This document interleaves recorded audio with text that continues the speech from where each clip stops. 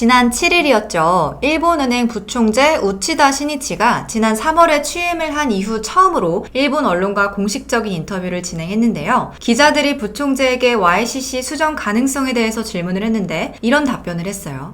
그 전에 YCC는 일드 커브 컨트롤의 약자인데요. 마치 도화지에 그려넣듯이 장단기 금리를 미리 적정 수준으로 정해놓고 무제한 통화 정책을 펼쳐서 그림처럼 유지하는 전략을 말해요. 다시 우치다 시니치의 답변으로 돌아와서 시장 기능을 배려하면서 금융 완화를 어떻게 하면 잘할 것인가 라는 관점에서 균형 있게 판단해 나가고 싶다. 당분간 YCC 정책을 계속할 것이다. 정책을 서둘러 전환해 물가 상승률 2% 목표치를 달성할 기회를 놓치게 될 위험이 뒤늦게 긴축을 시행해 물가 상승률이 2% 이상 계속 상승할 위험보다 크다. 목표치를 바꾸는 일은 없을 것이다. 다만 YCC 정책이 시장 기능에 영향을 주고 있다는 점은 강하게 인식하고 있기 때문에 향후 재검토 가능성이 있다는 점을 부정하지 않는다. 또한 급속하고 일방적인 엔저는 불확실성을 높여서 바람직하지 않다. 정부와 연계해 시장 동향과 경제에 끼치는 영향을 계속 주시할 것이다 라고 답변을 했어요. 또 현재 일본의 물가 상승률이 당국이 내세운 목표치인 2%를 넘어서 움직이고 있다는 점을 들면서 드디어 기업의 임금과 가격 설정에 변화 조짐이 나타나고 있다고 긍정적으로 평가했는데요. 이 말은 엔화의 급격한 하락에 대해서는 계속 주시하겠지만 결국 YCC 정책을 놓지 않겠다는 걸로 봐야겠죠. 솔직히 저는 왜 저렇게까지 고집을 부리는 건지 좀 궁금해요. 요즘 엔화가 너무 많이 떨어져서 엔화 투자를 해야 한다는 엔테크 열풍 아닌 열풍이 불고 있을 정도인데 앞으로 엔화가 어떻게 될지도 좀 궁금하고 또 우리나라 수출에도 엔화가 많은 영향을 미치고 있잖아요. 오늘은 오랜만에 일본과 관련해서 아버지 모시고 얘기 나눠보도록 하겠습니다.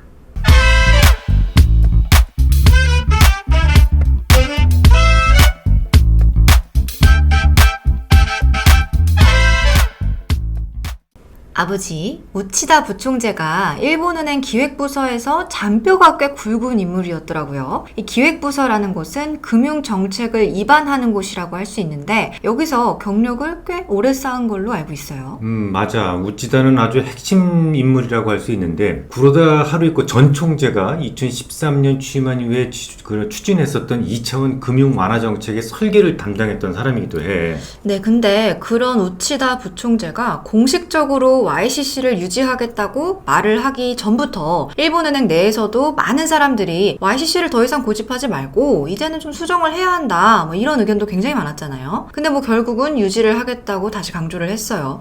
이대로 괜찮은 걸지가 좀 궁금합니다. 그의 발언 직전에 1990년대 이수 기억할지 모르겠지만 미스터 N이라고 불렀던 사카키바라 에이스케 전 재무상 차관의 말을 좀 들어볼 필요가 있어. 그는 블룸버그와의 인터뷰에서 이렇게 얘기를 했어. 엔화 값이 현재 시세에서 10% 이상 떨어지면서 내년에는 160엔이 무너질지도 모른다. 160엔 전후 수준에서 일본 당국이 개입할 가능성이 높다. 이렇게 이야기를 했거든.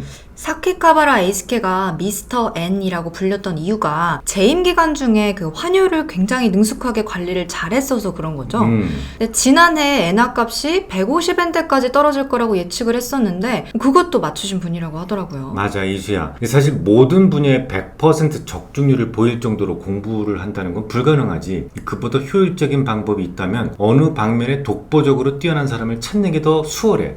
특히 환율은 럭비공과 같아서 어디로 튈지 모르는 분야거든. 생각해봐. 지금이라도 위에다가 YCC에 대해서 다시 고민해보겠다 요 정도로만 가볍게 얘기해도 엔화는 속등할걸? 그걸 미리 할 수 있는 방법은 거의 없어. 하지만 사카키바라는 엔화에 대해서 누구보다도 가장 잘 알고 있는 사람이야. 이런 경우 굳이 어려운 엔화의 방향성을 고민할 게 아니라 그의 생각을 전략 수립을 위해 참조하는 것이 가장 효율적이고 현명한 방법이라는 거지. 그는 일본은행이 긴축 전환할 때까지는 엔화가 계속 곤두박질 칠 것이다 라면서 일본 경제가 예상대로 과열되면 내년 긴축을 단행할 가능성이 높다라고 분석을 했거든. 그러니까 과열돼야 긴축한다는 거고 그 과열은 내년쯤 온다는 말이잖아. 그죠? 미스터 N이 그렇게 말했다면 엔화가 160엔까지 하락할 가능성을 열어두는 것이 가장 현명한 전략이겠지. 근데 이게 부총재도 잔뼈가 굵은 똑똑한 사람이고 또 엔화를 가장 잘 안다는 미스터 N 역시 이렇게나 경고를 하고 있는데 엔화가 추락할 걸 알면서도 일본이 이렇게까지 방치해두는 이유가 뭐라고 생각하세요? 두 가지 이유가 있어. 첫째, 일본은 보수의 나라지 지금까지 2차 대전 이후에 진보 정당으로 바뀐 적이 단 한 차례밖에 없었는데 남미 국가들처럼 진보가 장기 집권을 하면 돈을 너무 많이 쓰기 때문에 인플레가 발생을 해. 하지만 일본처럼 보수가 장기 집권을 할 경우에 돈을 너무 안 쓰기 때문에 디플레가 발생할 수 있는데 그동안 일본은행은 그 디플레로부터 빠져나가기 위해서 묻어내를 썼지만 할 수 없었거든. 일본에서는 인플레 위험보다는 그동안 너무 오랜 시간 고통을 주었던 디플레 위험이 더 크다고 생각한 것 같아. 실제로 일본 은행 당국자들은 현재 상황에 대해서 3% 물가가 두렵다 이렇게 이야기해보거든. 그보다는 드디어 2% 이상의 물가에 도달했다 뭐 이런 분위기야. 이제까지 너무 오랜 시간 고통을 줬으니까 또 그럴 수밖에 없긴 하겠네요. 그렇지. 그리고 두 번째 이유는 엔화가 기축통화 바스켓에 들어가 있는 주요 통화이기 때문에 그래. 이건 아주 각별한 차이를 가져오게 되는데 우리나라와 같은 변방통화 같은 경우에는 원화가 약세를 보이면 주가도 덩달아 약세를 보이는데 엔화나 달러는 반대로 가. 약세를 보일 때 오히려 주가가 강세를 보이거든. 이 적절한 수준의 통화 가치의 약세가 주가에 불리하지 않다면 뭐 굳이 엔화의 약세를 두려워할 이유는 없다고 보는 거지. 이 YCG를 고집하는 데는 다 계획이 있었구나. 그렇지. 아무튼 엔화가 계속 약세를 보이고 있다 보니까 요즘 엔테크를 하기에 가장 좋은 시기다라는 말들이 굉장히 많이 나오고 있더라고요. 친구들도 저한테 몇 번 물어보긴 했었는데 4대 시중은행이죠. KB국민, 신한, 하나, 우리의 엔화 예금 잔액이 6월 15일 기준으로 약 7조 3,875억 원으로 전달 대비 16% 늘었어요. 지난해 6월 말과 비교했을 때는 약 38%나 급증한 수치라고 하는데요. 그냥 환차익을 노리기도 하고 또 일본 증시에 직접 투자도 하고 이런 열풍에 대해서는 어떻게 생각하시는지 이건 좀 개인적으로 궁금한 부분이거든요. 어느 한 방향으로만 가지 않는다는 전제하에 지금쯤 엔화에 투자하는 것도 나쁘지는 않은 전략이라고 생각을 해. 하지만 너무 시장의 생각이 한 방향으로 형성되어 있을 때 그 방향을 과하게 추정하는 것은 그다지 바람직스러운 방법은 아니야. 게다가 사카키바라가 160엔까지 간다고 주장하는데 굳이 보초를 미리 살 필요는 없지 않을까? 아까 어차피 환율 예측은 비효율적이라서 그 분야에서 독보적인 사람의 말을 듣고 전략을 세우는 게 더 낫다고 하셨으니까 말씀대로 벌써부터 이런 과열에 휩쓸릴 필요는 없겠네요. 그렇지. 그럼 이 사카키바라의 경고대로 앞으로 엔화가 계속 추락한다면 우리나라가 어쨌든 수출 경쟁력에서 많이 밀리게 되는 거잖아요. 일본과의 경쟁 구도에 있는 분야라면 역시 자동차를 가장 먼저 꼽을 수가 있는데 근데 요즘에서야 우리나라 자동차 실적이 좀 좋아진 걸로 알고 있거든요. 분위기 좋았는데 싹 바뀔까요? 실적이 좋았던 것은 그동안 적재되었던 주문이 풀려서야. 작년 내내 자동차용 반도체가 공급이 막히는 바람에 자동차 출하가 늦어졌었잖아. 차 신청해놓고 1년씩 기다려야 될 정도였으니까. 그런데 이제는 자동차용 반도체 공급 문제가 풀렸으니까 밀렸던 자동차 출하가 집중되고 있고 실적은 당연히 좋아질 수밖에 없어. 아빠도 고객들을 위해 제공하는 모델 포트폴리오에서 자동차를 오래전부터 계속 보유하고 있었는데 얼마 전 매도하고 지금은 자동차를 한 주도 보유하고 있진 않아. 사실 아직 조금 더 보유하는 게 맞다고 생각하긴 하는데 최고점까지 들고 가 딱 팔 수는 없는 거니까. 그쵸. 조금 미리 나오긴 했지만 지금 당장 무리하게 추격할 생각은 없어. 자동차용 반도체가 공급망 문제로부터 풀리기 시작했다. 그래서 매출이 늘어나고 있다. 이것도 이제는 알려진 뉴스가 되어가고 있기 때문이야. 우리는 그것보다 여기에 조금 더 신경을 써야 될 때라고 생각해.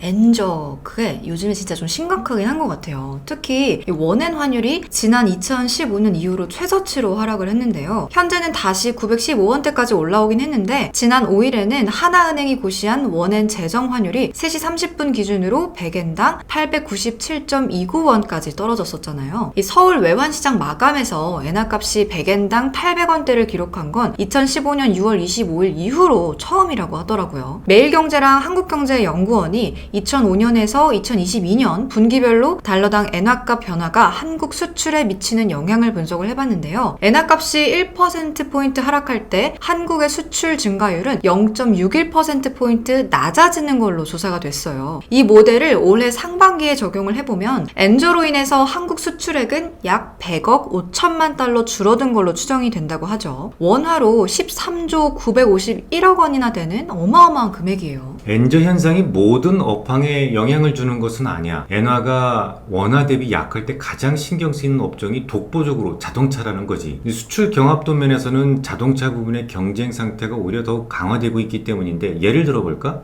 반도체 같으면 일본은 소부장, 우리는 디램, 낸드 이렇게 구분이 돼 있잖아. 그렇죠. 서로 경쟁을 피해서 함께 발전을 해왔는데, 하지만 자동차는 어때? 자동차는 물론 람보르기니, 부가티 같은 최고급 자동차도 있고, 벤츠, BMW, 제네시스 같은 중고급 차, 그리고 일반 범용차군으로 나뉘게 되는데, 우리나라의 현대기아랑 일본의 닛산, 도요타, 혼다는 모두 범용차 시장이라는 하나의 시장을 두고 싸우는 형태로 발전해 왔어.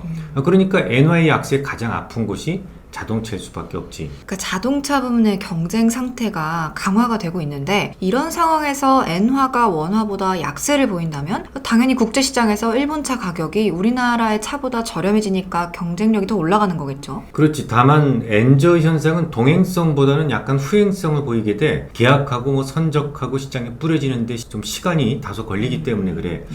그래서 아까도 말했지만 지금부터 아빠는 충분히 조정을 주기 전까지는 무리한 추격은 하지 않으려고 하고 있어.